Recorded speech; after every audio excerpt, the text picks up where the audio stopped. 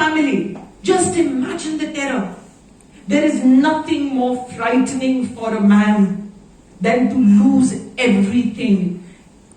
Wife, children, his belongings out on the street with nowhere to go. It is an act of hate. This is not, you see, the narrative that is being woven is this was necessary for development.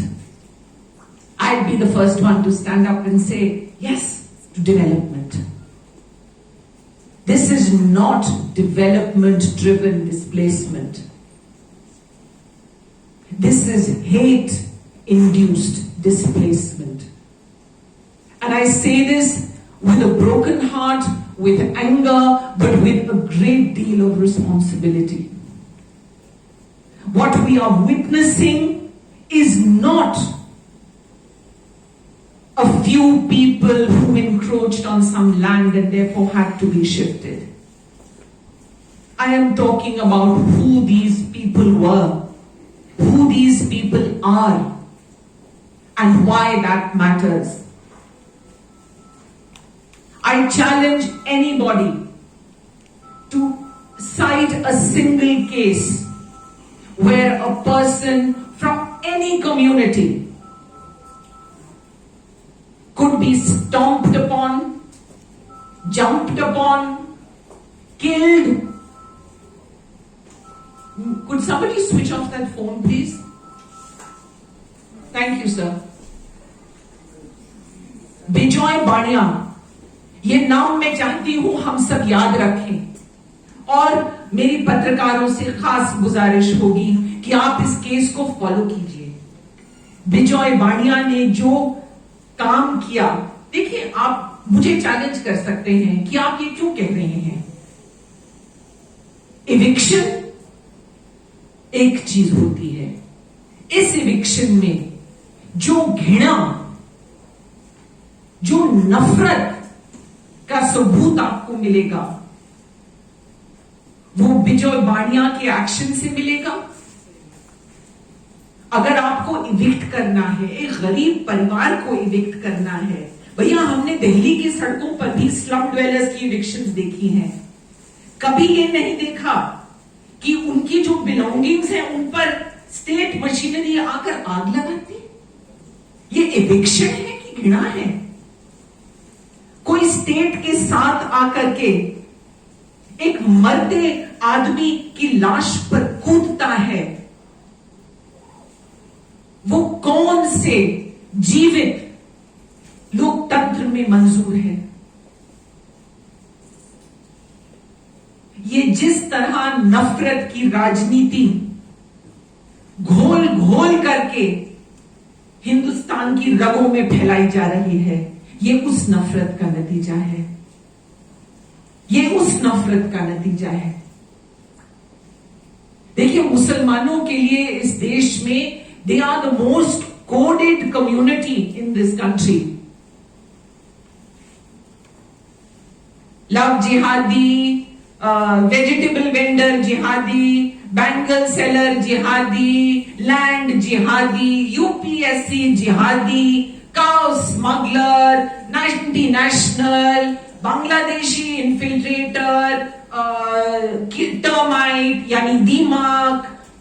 अब जब Bangladeshi, outsider, infiltrator सब नाकामयाब हो गया, क्योंकि बहुत से मुसलमानों का नाम एनआरसी की फेहरिस्त में आ गया, अब ये नया इंक्रोचर्स। Look at the list of names that a communal politics is creating for its own citizens. Sanjay ji ने कानून की बात की। कानून के सामने बराबरी। आप मुझे बताइए कि ये जो जितने भी परिवार घर से बेघर जबरन पुलिस की बंदूक के सामने हटाए गए हैं, वो अब कानूनी हक पाने के लिए किस पुलिस के पास जाएंगे? मोइनुल हक अगर पुलिस गोलियों से मरा है, तो वो किस पुलिस के पास जाएगा उसके परिवार वाले हक मांगने के लिए? तो जब कानूनी सीढ़ी, जब आप पहला ही पायदान काट देंगे एक नागरिक के लिए, तो नागरिक कहां जाएंगे? And what should shock our conscience? Look, we've all been told, and I want to take, I know I've been told I have 1 minute. Apur, with your indulgence, may I have just 1 more minute, please?